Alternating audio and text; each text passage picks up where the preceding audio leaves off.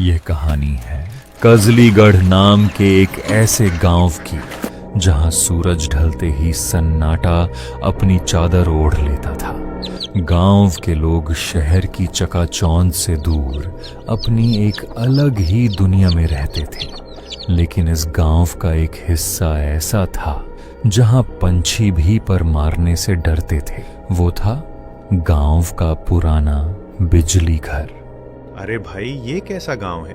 अभी शाम के 7 भी नहीं बजे और ऐसा लग रहा है जैसे आधी रात हो गई हो। मोबाइल का नेटवर्क भी गायब हो गया और अब ये बिजली भी चली गई। कबीर, जो शहर से इस गांव में बिजली की व्यवस्था सुधारने आया एक युवा इंजीनियर था, तभी उसे बाहर से कुछ लोगों के बोलने हंसने की आवाजें सुनाई दी। वो बाहर निकला। गांव का एक पीपल का पेड़ था जिसके नीचे कुछ बुजुर्ग और नौजवान बैठे थे। कबीर उन लोगों के पास गया। भीम काका, ये रोज का क्या झंझट है? शाम होते ही पूरे गांव की बिजली गुल हो जाती है क्या? मैं पिछले 3 दिनों से देख रहा हूं, जैसे ही अंधेरा होता है बिजली काट दी जाती है। आओ बेटा कबीर, बैठो। शहर के लोग घड़ी देखकर चलते हैं, पर यह गांव डर की आहट सुनकर चलता है। यहाँ बिजली हम नहीं काटते, यहाँ की बिजली अपने आप बुझ जाती है।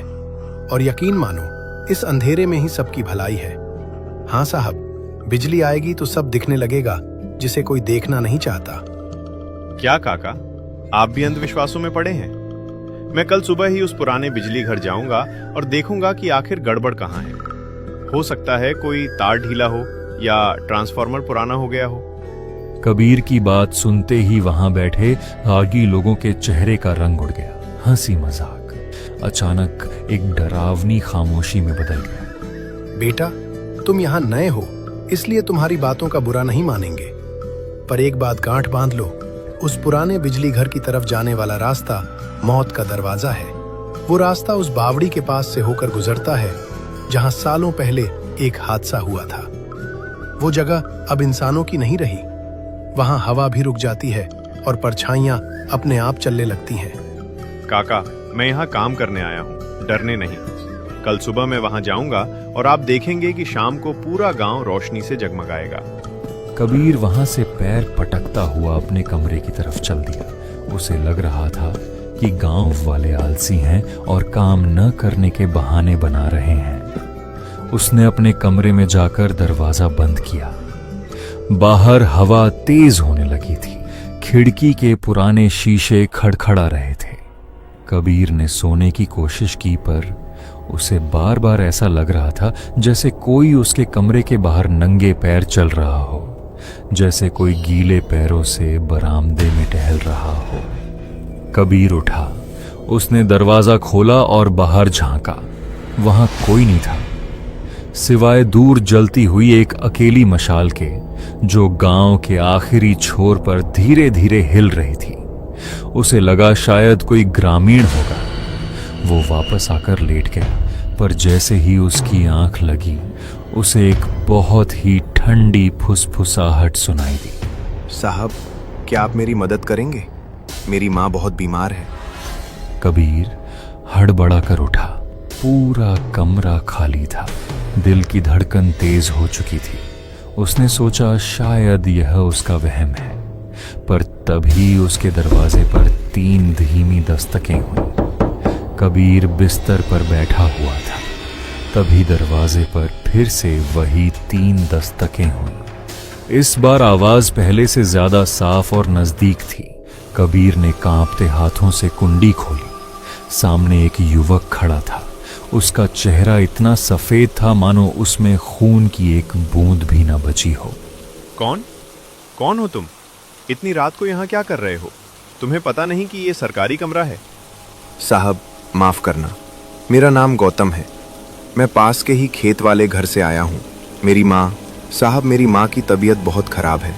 उन्हें तेज बुखार है और सांस लेने में तकलीफ हो रही है। इस बारिश में कोई मेरी मदद नहीं कर रहा। सब ने अपने दरवाजे बंद कर लिए हैं। साहब, मैंने सुना है आप शहर से आए हैं। आपके पास दवाइयाँ होंगी, कृपया मेरे साथ चलिए। कबीर को एक पल के लिए अजीब लगा, पर एक बेबस बेटे की पुकार सुनकर उसका दिल पसीज गया। उसे भीम काका की बातें याद आईं, पर उसने सोचा कि शायद कोई वाकई मुसीबत में है। देखो गौतम, मैं डॉक्टर नहीं हूँ, मैं तो यहाँ बिजली का काम देखने आया हूँ। पर हाँ, मेरे पास प्राथमिक उपचार की किट है। तुम डरो मत, मैं लेकर आता हूँ। क्या तुम्हारा घर बहुत दूर है? नहीं साहब, बस उस पुरानी पगडंडी के पार, जहाँ वो पुरानी बावड़ी है। हम पगडंडी से जाएंगे तो जल्दी पहुँच जाएंगे। बस आप जल्दी चलिए साहब, वक्त बहुत कम है। कबीर अंदर जाकर कुछ दवाइयाँ ली और गौतम के पीछे पीछे चल दिया। जैसे ही वे कमरे से बाहर निकले, सन्नाटा और गहरा हो गया। गांव की गलियां सुनसान थी। गौतम आगे आगे चल रहा था और अजीब बात यह थी, गौतम के चलने की कोई आवाज नहीं आ रही थी। कबीर को अपनी भारी चप्पल की आवाज सुनाई दे रही थी, पर गौतम जैसे हवा में तैर रहा हो। वे धीरे धीरे उस पुराने बिजली घर वाले रास्ते की ओर बढ़ने लगे। वो रास्ता घने पेड़ों से घिरा हुआ था। पेड़ों की टहनियां हवा में ऐसे हिल रही थी जैसे कोई विशाल हाथ उन्हें रोकने की कोशिश कर रहा हो। गौतम, तुम लोग इस सुनसान इलाके में क्यों रहते हो? यहाँ तो बिजली के खंभे भी पुराने हैं। कल मैं इसी इलाके का मुआयना करने वाला था। साहब, हम वहां रहते नहीं हैं, हम वहां बंधे हुए हैं बरसों से। उस बावड़ी ने हमें कहीं जाने ही नहीं दिया। आप बस चलते रहिए, रास्ता थोड़ा कठिन है। तभी अचानक कबीर को झाड़ियों में हलचल महसूस हुई। उसने पीछे मुड़कर देखा। दूर अंधेरे में उसे दो चमकती हुई आंखें दिखाई दी। उसे लगा कोई जानवर होगा, पर तभी उसे इंसानी फुसफुसाहट सुनाई दी। एक और शिकार, आज फिर कोई इस रास्ते पर आया है। गौतम, ये आवाजें कहाँ से आ रही हैं? आवाजों पर ध्यान मत दीजिए साहब, वो तो बस भटके हुए लोग हैं। हम पहुंच गए हैं, देखिए वो रहा मेरा घर। कबीर ने सामने देखा। एक पुराना मकान दिखाई दे रहा था। मकान के बाहर एक पुराना बिजली का खंभा टेढ़ा होकर गिरा हुआ था। कबीर जैसे ही उस मकान के आंगन में पहुंचा, उसे एक बहुत तेज सड़न की बदबू आई। ऐसी बदबू जैसे कोई चीज महीनों से वहां मरकर सड़ रही हो। साहब, अंदर चलिए, माँ अंदर इंतजार कर रही है। और याद रखिएगा, अंदर जो भी देखें घबराइएगा मत, वो बस हमारी मजबूरी है। कबीर का मन कह रहा था कि यहां से भाग जाए, पर उसके पैर जैसे जमीन से चिपक गए थे। अंदर का नजारा देखकर कबीर के हाथ पैर कांप गए। कमरे के कोने में, जहां मकड़ी के जालों और धूल की एक मोटी परत जमा थी, एक पुरानी लकड़ी की खाट बिछी हुई थी।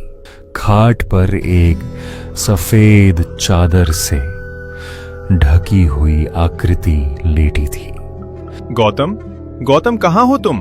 यहाँ इतनी बदबू क्यों है? और ये तुम्हारी माँ, क्या ये सो रही हैं?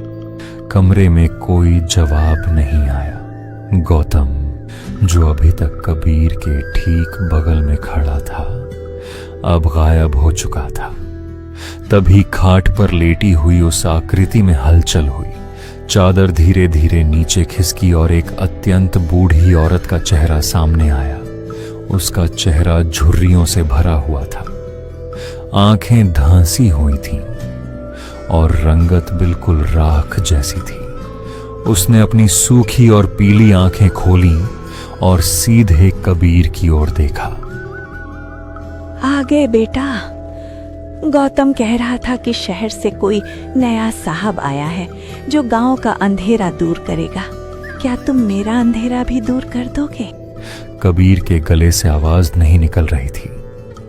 उसके नाखून काले और लंबे थे और उसकी खाल हड्डियों से ऐसे चिपकी थी जैसे वो कोई कंकाल हो। जी जी माँ जी, गौतम ने कहा कि आपकी तबीयत खराब है, उन्हें बुलाइए, मैं दवाइयाँ लाया हूँ। दवाई? अब दवाइयों का वक्त गुजर चुका है बेटा, अब तो सिर्फ हिसाब का वक्त है।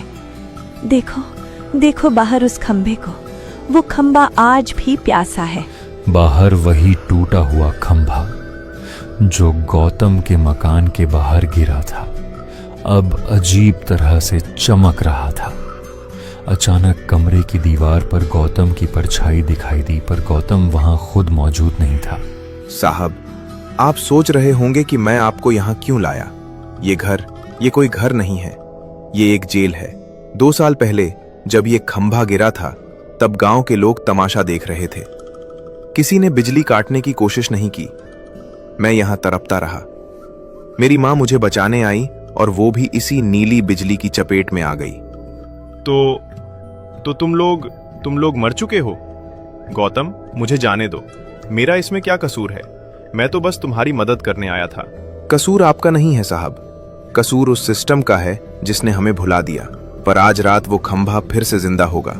उसे एक बलि चाहिए ताकि गांव की बिजली हमेशा के लिए लौट सके। मेरी मां को मुक्ति तभी मिलेगी जब कोई इस खंभे को अपने हाथों से छुएगा और सारा करंट अपने अंदर सोख लेगा। कबीर समझ गया कि गौतम उसे बचाने नहीं बल्कि एक रूहानी सौदे के लिए यहाँ लाया है। डरो मत बेटा, बस एक बार उस तार को पकड़ लो, सब ठीक हो जाएगा। सारा गांव रोशनी से नहा उठेगा। क्या तुम एक नेक काम नहीं करोगे? तभी अचानक कबीर को ऐसा लगा जैसे वो किसी घर में नहीं बल्कि किसी कब्र के अंदर खड़ा है। नहीं, ये झूठ है। तुम लोग मुझे मारना चाहते हो। मुझे छोड़ दो। तभी बाहर से एक जोरदार बिजली कड़की और पूरे घर में एक नीली रोशनी फैल गई। कबीर ने देखा कि गौतम का हाथ उसकी गर्दन की तरफ बढ़ रहा था। कबीर की सांसें धौंकने की तरह चल रही थी। वह कमरे के एक कोने में दुबक गया था। गौतम का हाथ, जो किसी ठंडी बर्फ की सिल्ली जैसा था, कबीर की गर्दन की तरफ बढ़ रहा था। गौतम, रुक जाओ। तुमने कहा था कि तुम अपनी मां के लिए मदद चाहते हो। क्या किसी बेगुनाह की जान लेना ही तुम्हारी मदद है? अगर तुम मुझे मार दोगे तो तुम में और उन गांव वालों में क्या फर्क रह जाएगा जिन्होंने तुम्हारी मदद नहीं की थी? कबीर की बात सुनकर गौतम का हाथ एक पल के लिए हवा में ही रुक गया। उसकी काली आंखों में एक पल के लिए दर्द की चमक दिखाई दी, पर अगले ही पल वो फिर से पत्थर जैसी कठोर हो गई। घर की दीवारों से अब गीली मिट्टी झड़ने लगी थी और खिड़कियों के बाहर वही नीली बिजली अब और तेज कड़क रही थी। साहब, यहाँ कोई बेगुनाह नहीं है। खामोश रहना भी एक जुर्म है। जब मेरा दम घुट रहा था तब सब अपने घरों में दिए जलाकर बैठे थे। आज तुम्हें उस बिजली को महसूस करना होगा जिसने हमारे सपनों को जलाकर राख कर दिया। मुझे भागना होगा यहाँ से दूर, गांव की तरफ। अगर मैं उस बावड़ी के पास पहुंच गया तो शायद गांव वाले मुझे देख लें। कबीर ने मौका देखा और बिना सोचे समझे गौतम के बगल से बाहर की ओर भागा। मुझे भागना होगा यहाँ से दूर। कबीर बारिश और कीचड़ में फिसलते हुए भाग रहा था। पीछे से उसे गौतम की डरावनी हंसी और उस बूढ़ी औरत के चीखने की आवाजें सुनाई दे रही थी। वो पगडंडी अब किसी भूल भुलैया जैसी लग रही थी। कबीर जितनी तेज भागता उसे ऐसा लगता कि वह वापस उसी पुराने मकान के सामने आ गया है। तभी भागते भागते वो उस पुरानी बावड़ी के पास पहुंचा जिसे गांव वाले यम का द्वार कहते थे। बावड़ी गहरी और काली थी और उसके चारों ओर वही पुराने बिजली के तार लिपटे हुए थे। कबीर रुक गया। बावड़ी के अंदर से पानी नहीं बल्कि काले धुएं जैसा कुछ उबल रहा था। कबीर, रुको मत, हमारे पास आओ। यहाँ बहुत शांति है। यहाँ कोई बिजली नहीं, कोई अंधेरा नहीं। बावड़ी से आती उन शैतानी आवाजों ने कबीर के दिमाग पर पूरी तरह से कब्जा कर लिया था। उसका शरीर सुन्न पड़ गया था और बावड़ी से निकलता काला धुआं जैसे उसके पैरों से लिपटकर उसे अपनी ओर खींच रहा था। शांति।